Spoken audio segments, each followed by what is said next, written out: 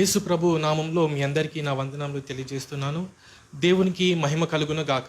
హల్లెలూయా. ఈ దినమున ఆరాధన వర్తమానము కోసమై దేవుని వాక్యములో నుండి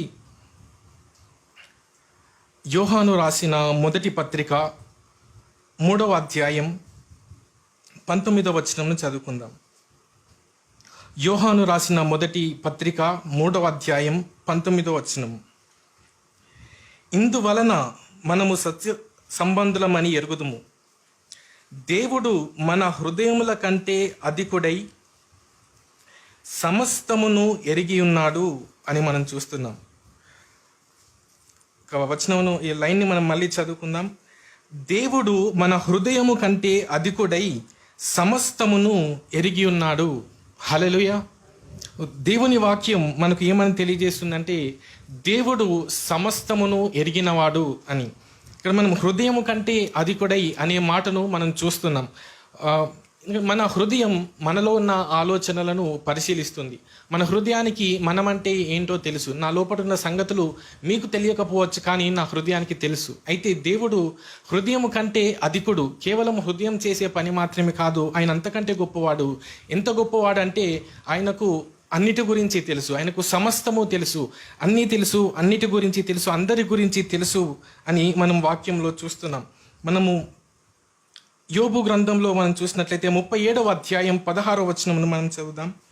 యోబు గ్రంథం 37వ అధ్యాయం 16వ వచనం మనం చదివినట్లయితే, మేఘములను తేల చేయుటయు పరిపూర్ణ జ్ఞానము గలవాని మహాకార్యములను నీకు తెలియనా అని ఇక్కడ ప్రశ్న అడుగుతున్నాడు. అయితే ఈ ప్రశ్నలో దేవుని గురించి ఒక స్టేట్మెంట్ని భక్తుడు పరిశుద్ధాత్మ ద్వారా నింపబడిన వాడై సెలవిస్తున్నాడు. ఏంటది అంటే దేవుడు పరిపూర్ణ జ్ఞానము కలవాడు అని. ఇంతకుముందు వచనంలో మనం చూసాము ఆయన సమస్తమును ఎరిగి ఉన్నవాడు అని. అంటే దేవునికి అన్నీ తెలుసు. అన్నిటి గురించి ఎంతగా తెలుసు అంటే ఇక్కడ మనం చూస్తున్నాం పరిపూర్ణంగా తెలుసు. మనము ఈ లోకంలో చూసిన కొంతమందికి చాలా విషయాలలో అవగాహన ఉంటుంది, కానీ పరిపూర్ణంగా వారి గురించి తెలియకపోవడం, పరిపూర్ణంగా అందులో మాస్టర్ డిగ్రీ పొందడం కానీ అలాంటివి ఉండవు. కానీ చాలా పనులు వాళ్ళు చేయగలరు, కానీ ఇందులో కూడా మాస్టర్స్ కాదు. అయితే ఇక్కడ దేవుని గురించి మనం చూస్తున్నాం, ఆయనకు అన్నిటి గురించి తెలుసు, సమస్తము తెలుసు. అంటే అన్నిటి గురించి అవగాహన ఉందని కాదు, అన్నీ ఎక్కడెక్కడున్నాయి, ఎప్పుడెప్పుడు పుట్టాయి అని తెలుసు అని కాదు, కానీ అన్నిటి గురించి తెలుసు, అన్నిటి గురించి పరిపూర్ణంగా తెలుసు అని మనం వాక్యంలో చూస్తున్నాం. మనము ఉదాహరణకు మనం కీర్తనల 147వ కీర్తన 4వ వచనంలో చూస్తే అక్కడ దేవుడు ఆకాశ నక్షత్రాలను పేర్లు పెట్టి పిలుస్తున్నట్లుగా మనం చూస్తున్నాం. ఇంతవరకు మరి భూలోకంలో అసలు ఎంతమంది జనాభా పుట్టారు అంటే మనకు తెలియదు.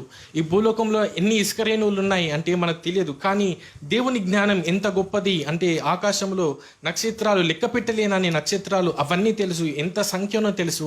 వాటన్నిటిని పేర్లు పెట్టి పిలవగలిగిన జ్ఞానము గలవాడు అని మనం చూస్తున్నాం. ఇది అదేవిధంగా మన గురించి మనం ఆలోచించినట్లయితే మనకు నిన్నేం జరిగిందో తెలియదు, రేపు ఏం జరగబోతుందో కూడా మనకు తెలియదు. నిన్న అంటే మనం ఒక చరిత్ర గడిచిన కాలం అని మనం చూసుకున్నట్లయితే గడిచిన కాలంలో నిజంగా ఏం జరిగిందో ఇది 100% నిజం అని ఎవరైనా చెప్పగలరా అంటే మనము చదువుకుంటున్న ఏ చరిత్ర పుస్తకం కూడా ఇది 100% నిజమని ఎవరు చెప్పలేరు, దాన్ని రాసిన వారితో సహా.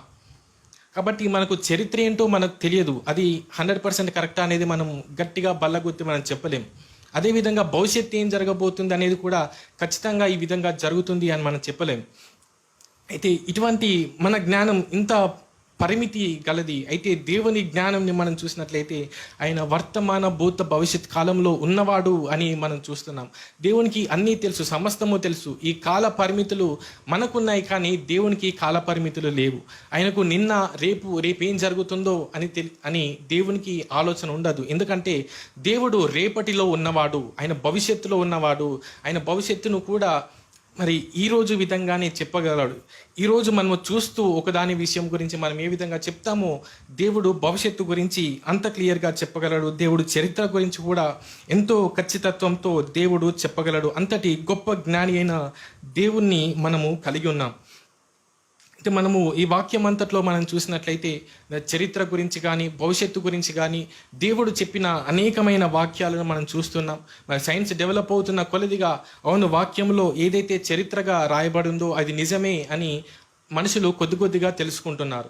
మరి భవిష్యత్తు గురించి మనం చూసినట్లయితే దేవుడు ముందుగా చెప్పిన కొన్ని ప్రవచనాల గురించి చరిత్రకారులు ఏమంటున్నారంటే, ఇది ముందు రాయబడిన గ్రంథం కాదు, ఇది ఆ పరిస్థితి జరిగిన తర్వాత రాశారు అని చెప్పిన నమ్మే అంత ఖచ్చితత్వంతో ఆ ప్రవచనాలు ఉన్నాయి అని చరిత్రకారులు ఒప్పుకుంటున్నారు. ఉదాహరణకి దేవుడు రాజ్యాల గురించి, ప్రపంచాన్ని ఏలబోయే రాజ్యాల గురించి దేవుడు దానియేలు గ్రంథం 2వ అధ్యాయంలో చెప్పాడు. అదేవిధంగా దానియేలు గ్రంథం 8వ అధ్యాయంలో వాటి గురించి ఇంకా ఖచ్చితత్వంగా దేవుడు చెప్పాడు. అదేవిధంగా ఈ లోకం ఏ విధంగా ఎండ్ అయిపోతుంది, మన మానవుల యొక్క అంతం ఏ విధంగా ఉండబోతుంది అనేది కూడా మనం ప్రకటన గ్రంథంలో మనం చూడగలుగుతాం. సో ఇవన్నిటినీ మనం చూసినప్పుడు మనకి ఏమర్థమవుతుంది అంటే, దేవుడు సర్వజ్ఞాని, ఆయనకు సకలము తెలుసు. మనం ఏ దేవునైతే నమ్ముకున్నామో, ఏ దేవుడు మనల్ని నడిపిస్తున్నాడో ఆయనకు అంతా తెలుసు. మనకు రేపు ఏం జరుగుతుందో తెలియదు కాబట్టి రేపటి కోసం మనం ఎలా సిద్ధపడాలో మనకు తెలియదు. కానీ ఏ దేవుడైతే మనల్ని నడిపిస్తున్నాడో ఆయనకు నిన్న, నేడు, రేపు అన్నీ ఒకే రీతిగా ఉన్నాయి. ఆయనకు అన్నీ తెలుసు, మన గురించి కూడా తెలుసు, భవిష్యత్తు గురించి తెలుసు. కాబట్టి మనల్ని ఎంతో చక్కగా మన భవిష్యత్తులోనికి ఒక అందమైన భవిష్యత్తును మనకి ఇవ్వగలిగిన దేవుడు, ఎందుకంటే ఆయనకు అన్నీ తెలుసు కాబట్టి. ఈ యొక్క సర్వజ్ఞాని అయిన దేవుణ్ణి మనం కలిగి ఉన్నందుకు, ఆ సర్వజ్ఞాని అయిన దేవుడు మనల్ని నడిపిస్తున్నందును బట్టి మనము నిజముగా దేవుణ్ణి స్తుతించవలసిన వారమే ఉన్నాము. మనము 139వ కీర్తన మనం చూద్దాం.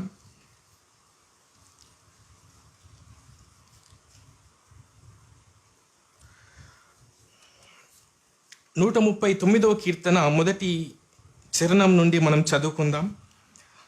యెహోవా, నీవు నన్ను పరిశోధించి తెలుసుకొని ఉన్నావు. నేను కూర్చుండుట, నేను లేచుట నీకు తెలియను. నాకు తలంపు పుట్టక మునుపే నీవు నా మనసు గ్రహించుచున్నావు. నా నడకను, నా పడకను నీవు పరిశీలన చేసి ఉన్నావు. నా చర్యలన్నిటినీ నీవు బాగుగా తెలుసుకొని ఉన్నావు.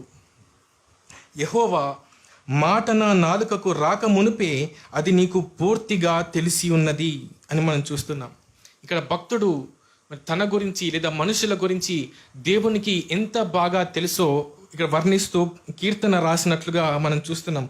మొట్టమొదటి వచనంలోనే మనం చూస్తున్నాం, దేవా, నీవు నన్ను పరిశీలించి తెలుసుకొని ఉన్నావు. ఇప్పుడు ప్రస్తుతం చదువుకుంటున్న వారు కావచ్చు, లేదంటే ఉద్యోగాల కోసం సిద్ధపడుతున్న వారు కావచ్చు, వారందరూ ఒక పర్సనాలిటీ డెవలప్మెంట్ క్లాసెస్ అని తీసుకుంటారు. అందులో తమను తాము ఎలా ఇంట్రడ్యూస్ చేసుకోవాలి అనేది వాళ్ళు ఎక్కువగా నేర్చుకోవడం మనం చూస్తాం. ఎందుకు అంటే వారికి తెలియదు కాబట్టి. వారికి తెలియదు కాబట్టి వారు నేర్చుకుంటున్నారు. నేనెవరిని, అసలు నేనంటే ఏంటి, నా ఆలోచనలు ఏంటి, నా వ్యక్తిత్వం ఏంటి, నేను ఎలా ఉంటాను అనేది తెలుసుకొని ఆ తర్వాత తమ్మును తాము ప్రజెంట్ చేసుకుంటారు. అయితే దేవుడు అంటున్నాడు, నీవంటే ఏంటో నీకే ఇంకా పూర్తిగా తెలియదు కావచ్చు, కానీ మన దేవుడు మనలను పరిశీలన చేసి, ఏదో ఊరికే చూసి చెప్పడం కాదు, దేవుడు మన జీవితాలను పరిశీలన చేసి తెలుసుకున్నాడు అని మనం చూస్తున్నాం.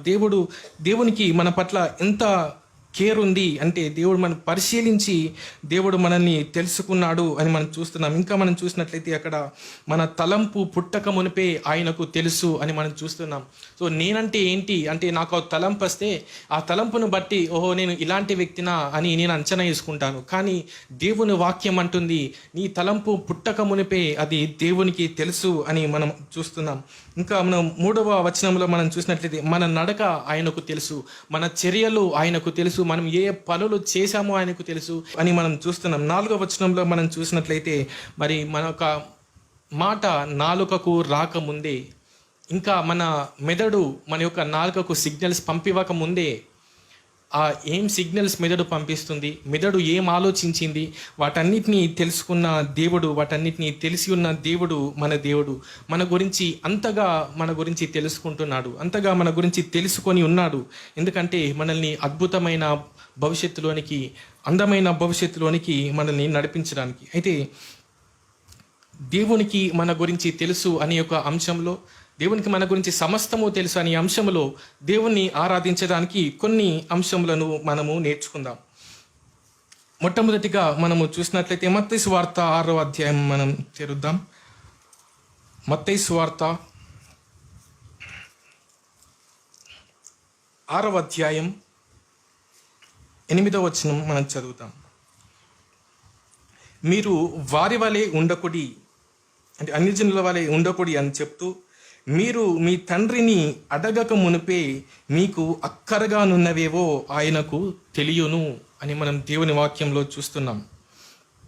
మొట్టమొదటిగా మనం చూస్తున్నాం ఏంటి అంటే, మన అక్కరలేంటో ఆయనకు తెలుసు, మన అవసరతలేంటో దేవునికి తెలుసు అని దేవుని వాక్యం సెలవిస్తుంది.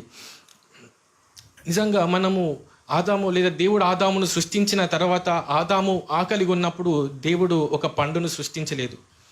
ఆదాము పుట్టక మునిపి, ఆదామును పుట్టించక ముందే దేవుడు ఆదాము కోసం కావాల్సిన ఆ యొక్క పండ్లను, చెట్లను, రకరకాల చెట్లను దేవుడు ముందుగానే పుట్టించినట్లుగా మనం చూస్తున్నాం. ఒక హవ్వను దేవుడు మరి ఆదాము తర్వాత, ఆదాము ఆ యొక్క అవసరతను కనుగొన్న తర్వాత పుట్టించాడు. ఎందుకంటే హవ్వ యొక్క ప్రాముఖ్యత తెలియాలని.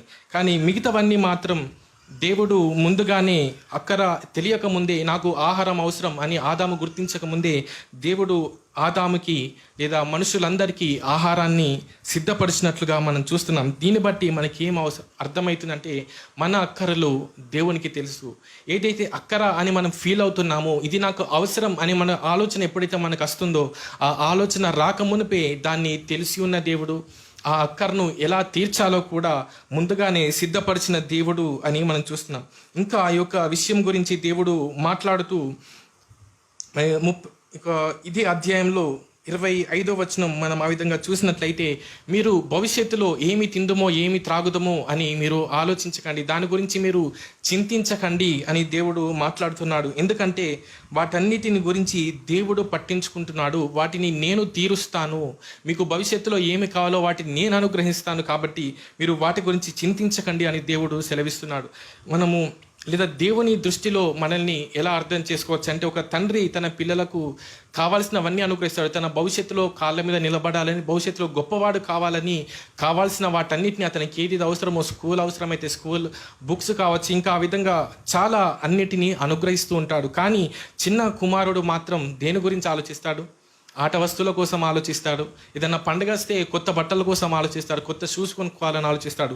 అంత మట్టుకే పరిధి ఉంటుంది. అదేవిధంగా మన పరిధి కూడా ఈ లోకం మట్టుకే ఉంటుంది. ఈ లోకంలో నేను రేపు ఎలాంటి వస్త్రాలు ధరించుకోవాలి, నేను ఎటువంటి ఇల్లు కట్టుకోవాలి, ఎలాంటి వాహనాలు కొనుక్కోవాలని. అయితే దేవుడు మాత్రం ఇక్కడ మనకు సెలవిస్తున్నాడు. ఇక్కడ 25 వచనం నుండి మనము చదువుకున్నట్లయితే, దేవుడు కేవలం వీటి మట్టుకే కాదు, వీటిని దేవుడు అనుగ్రహిస్తున్నాడు.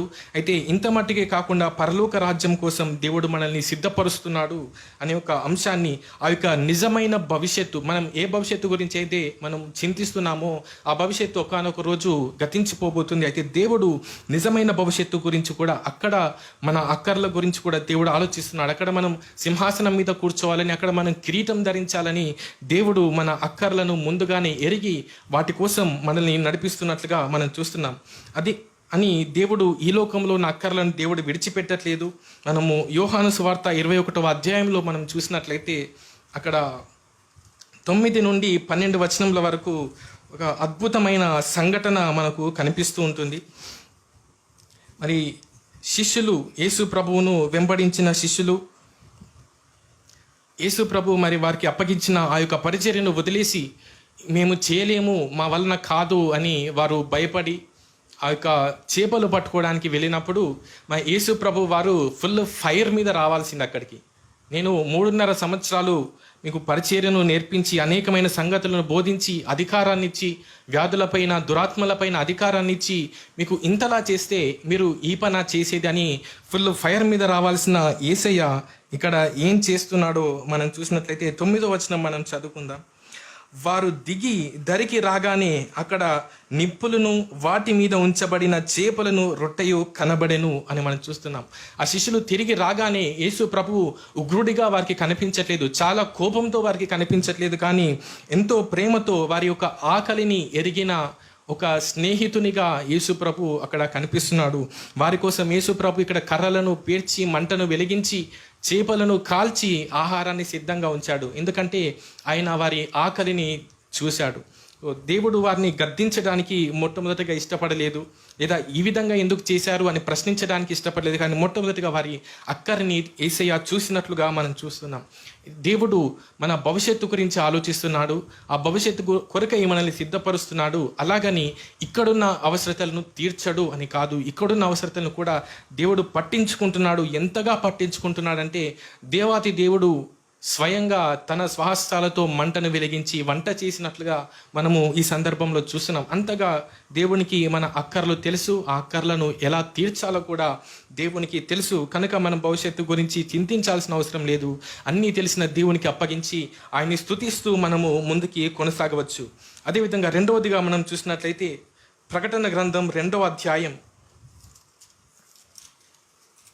ప్రకటన గ్రంథంలో 2వ అధ్యాయం 2వ వచనంని మనం చదివితే, నీ క్రియలను, నీ కష్టమును, నీ సహనమును నేనెరుగుదును అని దేవుని వాక్యంలో మనం చూస్తున్నాం.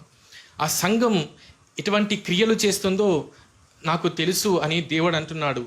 నీవు ఎంత కష్టపడుతున్నావో నాకు తెలుసు, నువ్వు ఎంతగా సహిస్తున్నావో నాకు తెలుసు అని దేవుడు మాట్లాడుతున్నాడు.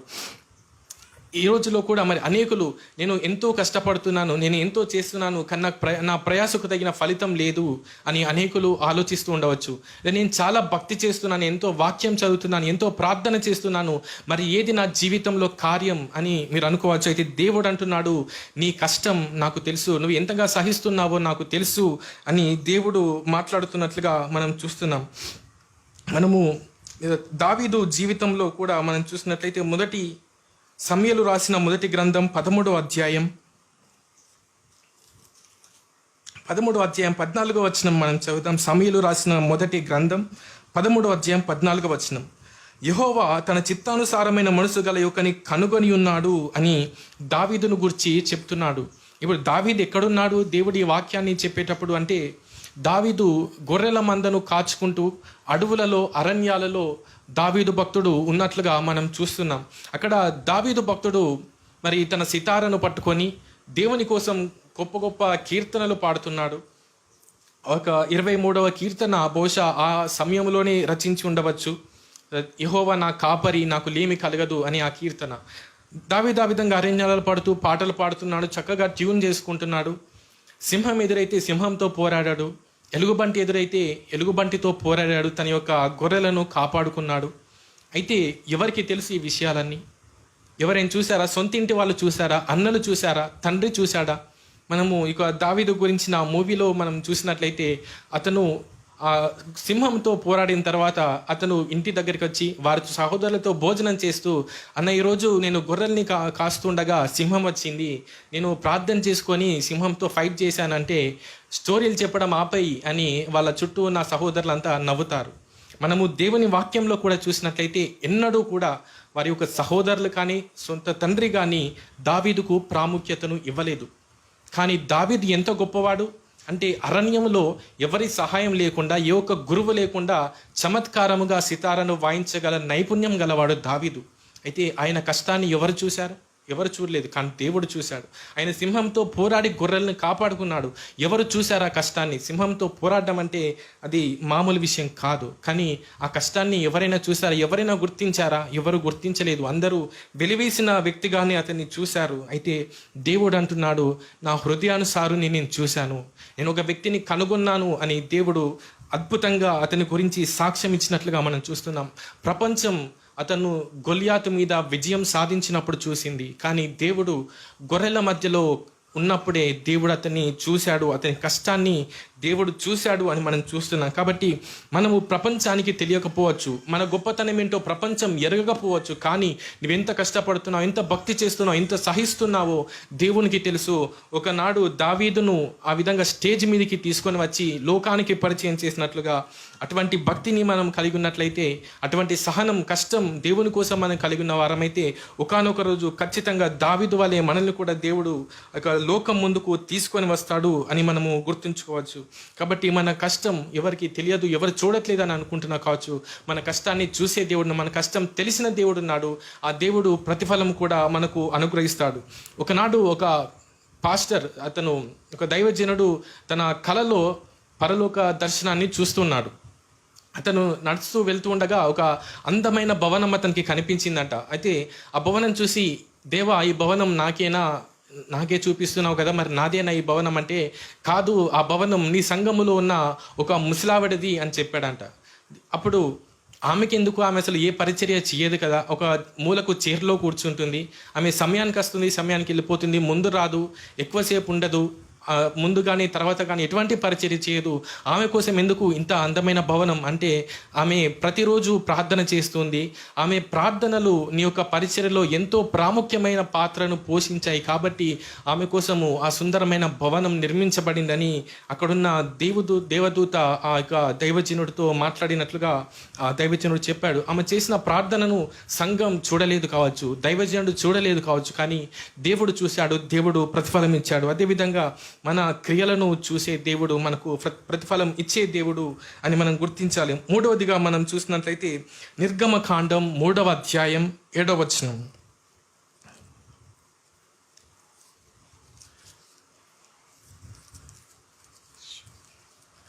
నిర్గమకాండంలో 3వ అధ్యాయం 7వ వచనం మనం చదువుకుందాం.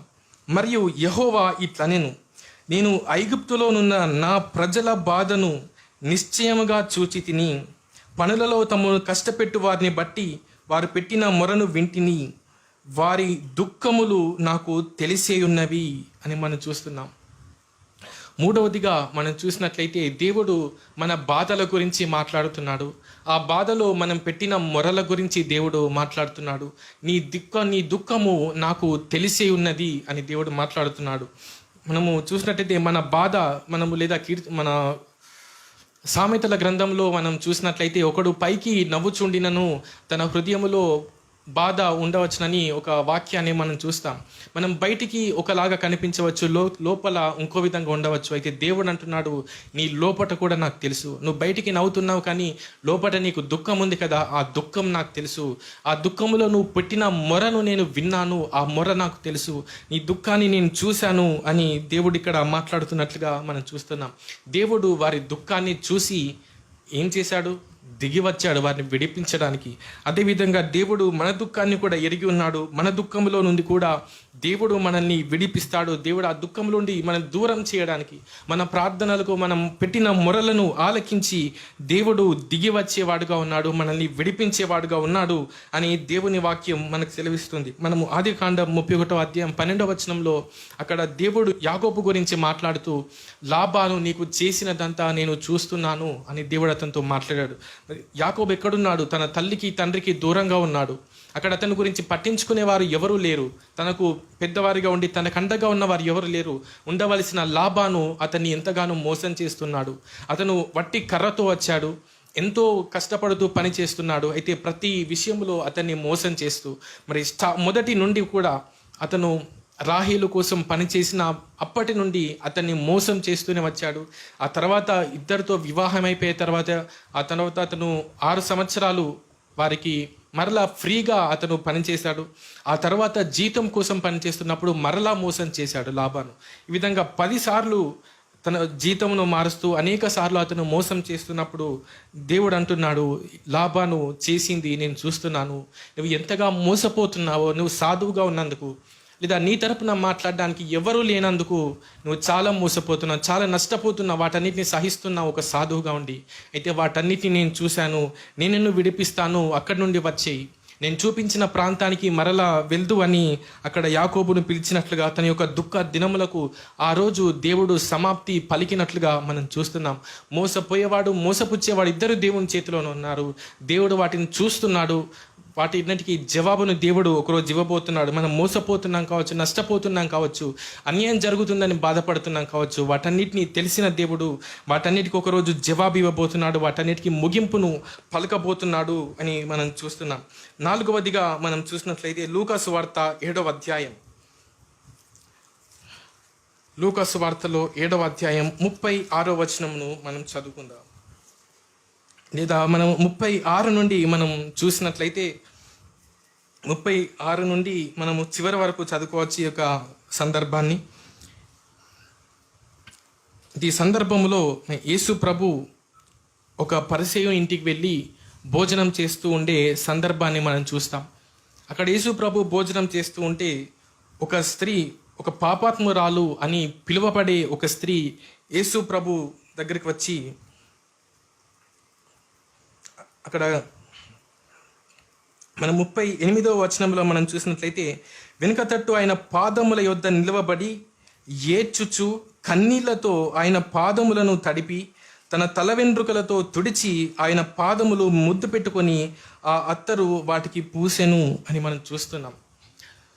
ఆ యొక్క పరిసయ్యులు తమ్మును తాము అతి నీతిమంతులము, అతి పరిశుద్ధులము అని అనుకునే ఆ వారి ఇంట్లో యేసు ప్రభు భోజనం చేయడానికి వచ్చాడు. అయితే మామూలుగా ఆ సమయంలో మరి ఇంటికి రాకముందు ఇంటి బయటే మరి కాళ్ళు కడుక్కోవడానికి అవి కావాల్సిన ఏర్పాట్లన్నీ చేస్తారు. ఆ పని చేయడానికి సపరేట్గా ఒక దాసుని కూడా పెట్టుకుంటారు. కానీ యేసు ప్రభువుని ఈ వ్యక్తి ఇంటికి పిలిచాడు, కానీ కడుక్కోవడానికి కానీ నీళ్ళు ఇవ్వలేదు. ఆ విధంగా లోపలికి వచ్చినప్పుడు వారి మర్యాద చొప్పున ముద్దు పెట్టుకొని ఆహ్వానించలేదు. అయితే ఇక్కడ ఈ స్త్రీని మనం చూస్తున్నాం. ఆ స్త్రీ యేసయ్య దగ్గరికి వచ్చి పాదముల మీద పడి తన కన్నీటితో పాదములను కడుగుతుంది.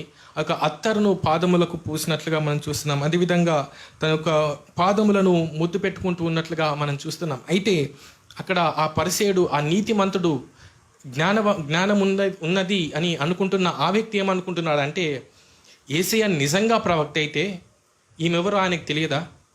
ఈమెను ఎందుకు పాదాలు ముట్టుకొని ఇస్తున్నాడు? ఈయన నిజంగా ప్రవక్త కాదేమో అని ఇతను అనుకుంటున్నాడు. కానీ యేసయ్య ఎంత గొప్పగా ఆలోచించాడు, ఎంత జ్ఞానము యేసయ్య ప్రదర్శించాడంటే, కేవలం బయట అంత మట్టుకు చేసింది మాత్రమే వారు చూశారు. ఈమె పాపాత్మురాలు, ఈమె చేసిన కార్యాలన్నీ ఎలాంటివి అని వారు గుర్తు తెచ్చుకున్నారు. కానీ యేసయ్య మనసులోకి వచ్చింది ఏంటంటే, ఆమె పశ్చాత్తాపపడుతుంది. తాను చేసిన క్రియలను బట్టి, తాను చేసిన పాపములను బట్టి పశ్చాత్తాపముతో నా యొక్క పాదములను కన్నీటితో కడిగి ఆ యొక్క తల వెంట్రుకలతో తుడుస్తుంది అని ఆ పశ్చాత్తాపమును గుర్తించిన దేవుడు. బయటి ప్రజలు, లోకం మీరు ఇంతవరకు చేసిందే చూస్తారు కావచ్చు, మీ యొక్క ఆ యొక్క చీకటి జీవితాన్ని గుర్తు తెచ్చి మనల్ని పొడుస్తారు కావచ్చు, కానీ దేవుడు మన లోపట ఉన్న పశ్చాత్తాపాన్ని చూసేవాడు. మన పశ్చాత్తాపం మన హృదయంలో కలిగిన వెంటనే దాన్ని గుర్తించగలిగిన దేవుడు, వాటిని తెలుసుకునే దేవుడు మన దేవుడు మనం చూస్తున్నాం. అదేవిధంగా మనము లూకా సువార్త 23వ అధ్యాయం 37 నుంచి 43 వచనంలో మనకు చదివితే అక్కడ యేసు ప్రభు ఆ యొక్క శిలువ మీద ఉన్న దొంగతో మాట్లాడిన మాటలను మనం చూస్తాం. అక్కడ ఆ దొంగ పశ్చాత్తాపడ్డాడు. ఏ విధంగా తెలుసు అంటే, తాను చేసింది తప్పు అని ఒప్పుకున్నాడు. అదేవిధంగా తాను చేసిన తప్పుకి ఆ శిక్ష అనుభవించడం సరి అయినదే అని ఒప్పుకున్నాడు. అదేవిధంగా మరి తన యొక్క మారు మనసు కోసం యేసు ప్రభువుని ఒక అవకాశం అడిగినట్లుగా, నీ రాజ్యములో నాకు ఒక చోటు ఇవ్వు, నన్ను కూడా జ్ఞాపకం చేసుకో అని యేసు ప్రభు వారిని అడిగినట్లుగా మనం చూస్తున్నాం. అయితే యేసు ప్రభు ఇక్కడ కూడా ఎంత ప్రేమను కనపరిచాడో మనం చూస్తున్నాం. అక్కడ యేసు ప్రభు ఎంతో వేదనతో ఉన్నాడు, రక్తాలు కారుతున్నాయి, దాహం, నోరు ఎండిపోతూ ఉంది. ఆయన అడిగిన ప్రశ్నకు యేసు ప్రభు తలూపితే సరిపోయేది. ఆ చివరి క్షణాలలో ఎంతో విలువైన మాటలు మాట్లాడాల్సిన అటువంటి సమయంలో యేసు ప్రభు కేవలం తల ఊపి ఊరుకోలేదు. కానీ అలాంటి సైగ చేయడానికి యేసు ప్రభు ఇష్టపడలేదు. కానీ తన నోరు తెరిచి ఆ విలువైన సమయంలో, నేడు నీవు నాతో కూడా పరదేశంలో ఉందువు అని అతనితో మాట్లాడు. అంత విలువను ఆ యొక్క చివరి క్షణంలో పశ్చాత్తాపపడే వ్యక్తికి దేవుడు అనుగ్రహించినట్లుగా మనం చూస్తున్నాం. దేవుడు మన హృదయంలో పశ్చాత్తాపాన్ని చూసేవాడుగా ఉన్నాడు అనేది మనం 4వదిగా మనం చూస్తున్నాం. 5వదిగా మనం చూసినట్లయితే యోహాను సువార్త 4వ అధ్యాయంలో మనకు సమరయ స్త్రీ కనిపిస్తుంది. అదేవిధంగా లూకా సువార్త 19వ అధ్యాయం 1 నుండి 5 వచనంలో మనం అక్కడ చూసినట్లయితే జక్కయ్య మనకు కనిపిస్తాడు. ఈ ఇద్దరిని కూడా లోకం బహిష్కరించిన వ్యక్తుల్ని చూసినట్లుగా చూస్తుంది. ఇద్దరిని కూడా వెలివేసిన వారిని చూసినట్లుగా చూస్తుంది. మనము మొట్టమొదటిగా సమరయ స్త్రీని గురించి చూసినట్లయితే ఆమె గురించి నీచురాలు అని ప్రజలు అనుకుంటున్నారు. లేదా జక్కయ్య గురించి మనం చూసినట్లయితే అతను పాపి అని అతనికి టైటిల్ ఇచ్చారు. అయితే ఇలాంటి వ్యక్తుల కోసం యేసయ్య వ్యక్తిగతంగా టైంని వారి కోసము స్పెండ్ చేసి వారి దగ్గరికి వెళ్ళినట్లుగా మనం చూస్తున్నాం. మరి యేసు ప్రభువుకి ఈ లోకంలో ఉన్నదే 3.5 సంవత్సరాల సమయం పరిచర్య చేయడానికి. అది యేసు ప్రభు వారికి కూడా తెలుసు. కాబట్టి ఆ 3.5 సంవత్సరం నేను పెద్ద పెద్ద మీటింగ్లే పెడతాను అని యేసు ప్రభు అనుకోలేదు. కానీ వారి హృదయాలను ఎరిగి ఉన్నాడు. వీరు అందరిలో రాలేరు, అందరిలాగా నా దగ్గరికి రాలేరు అని వారి హృదయాన్ని ఎరిగి యేసు ప్రభు వ్యక్తిగతంగా వారిని కలుసుకున్నాడు. యేసు ప్రభు సమరయ స్త్రీని కలుసుకున్నప్పుడు అక్కడ చుట్టూ ఎవరు లేరు. ఇంకెవరికి సువార్త ప్రకటించడానికి యేసు ప్రభుకి వీలు లేదు. కానీ ఒక్క ఆత్మను రక్షించడానికి దేవుడు యేసు ప్రభు అక్కడికి వెళ్ళినట్లుగా మనం చూస్తున్నాం. ఎందుకు వెళ్ళాడు అంటే ఆమెలో ఉన్న లోటును యేసు ప్రభు గుర్తించాడు. సమాజం ఆమె లోటును పూర్తి చేసుకోవడానికి ఆమె దేన్నైతే వెతుకుతుందో దాన్ని బట్టి ఆమెను దూషించింది, దాన్ని బట్టి ఆమెను వెలివేసింది. కానీ యేసు ప్రభు ఆ లోటును గుర్తించాడు. ఆమె ఎందుకు ఆ విధంగా పరితపించిపోతుంది, ఎందుకు ఆ విధంగా కార్యాలు చేస్తుంది, ఆ లోటును గుర్తించాడు. తన హృదయాన్ని చూశాడు. స్వయంగా యేసు ప్రభువే ఆమె యొద్దకు నడుచుకుంటూ వెళ్ళి ఆమెను దర్శించినట్లుగా, ఆమెతో మాట్లాడి ఆమెను రక్షించినట్లుగా మనం చూస్తున్నాం. అదేవిధంగా జక్కయ్య జీవితంలో కూడా మరి యేసు ప్రభు ఒకవేళ జక్కయ్య ఇంటికి వెళ్తే చుట్టూ ఉన్న వారు ఏమనుకుంటారు, మేము ఎంతో భక్తిపరులం, మేము ఎప్పుడు ఆయన చుట్టే తిరిగే వాళ్ళం, మా ఇంటికి కాదని, మా ఇంటికి రాకుండా జక్కయ్య ఇంటికి వెళ్ళాడేంటి, ఈయనకి డబ్బులు ఉన్న వాళ్ళంటే ఇష్టమా అని చాలా రకాలుగా అనుకునే వాళ్ళు ఉండవచ్చు. కానీ యేసు ప్రభు వాటిని పట్టించుకోలేదు. ఎందుకంటే ఆయన హృదయాన్ని దేవుడు చూశాడు. జక్కయ్య హృదయంలో ఉన్న ఆ యొక్క వేదనను, ఆ వెలితిని యేసు ప్రభు చూసి జక్కయ్య ఇంటికి వెళ్ళాడు. ఆ యొక్క వెలితిని పూడ్చాడు. వెంటనే జక్కయ్య మారు మనసు పొందుకున్నట్లుగా, అబ్రహాము కుమారుడిగా ఒక్క రోజులోనే మారిపోయినట్లుగా మనము దేవుని వాక్యంలో చూస్తున్నాం. కాబట్టి మన దేవునికి మన గురించి పూర్తిగా తెలుసు, మన అక్కర్లు తెలుసు, భవిష్యత్తు గురించి ఏ ఆలోచనలు మనం కలిగి ఉన్నామో, మన భవిష్యత్తు గురించి మనం ఎంతగా ఆలోచిస్తామో, ఎంత కేర్గా మనం ఉంటామో, అంతకంటే ఎక్కువ జాగ్రత్తతో మన దేవుడు, అన్నీ తెలిసిన దేవుడు, నీ భవిష్యత్తును ఏ విధంగా రూపొందించాలో తెలిసిన దేవుడు మనల్ని నడిపిస్తున్నాడు.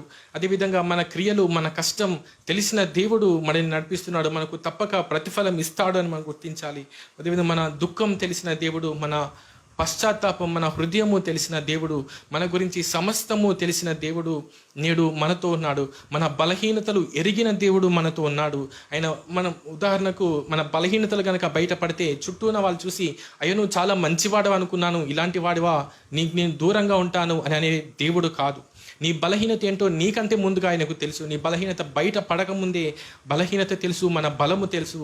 అన్నీ తెలిసి మన బలహీనతలో మనకు సహాయం చేయడానికి, ఇంకా మనల్ని బలపరిచి మనల్ని ముందుకు కొనసాగించడానికి, మనల్ని అద్భుతమైన జీవితంలోనికి, అద్భుతమైన భవిష్యత్తులోనికి పెట్టాలని యేసు ప్రభు సర్వజ్ఞుడైన ఆ దేవుడు మనతో ఉండి మనల్ని నడిపిస్తున్నాడు. కాబట్టి దేవుడు, ఆ సర్వజ్ఞుడు మనల్ని నడిపిస్తున్నందును బట్టి మనము దేవుణ్ణి స్తుతించే వారిగా మనం ఉండాలి. దేవుడి వాక్యమును దీవించునుగాక. ప్రార్థన చేసుకుందాం.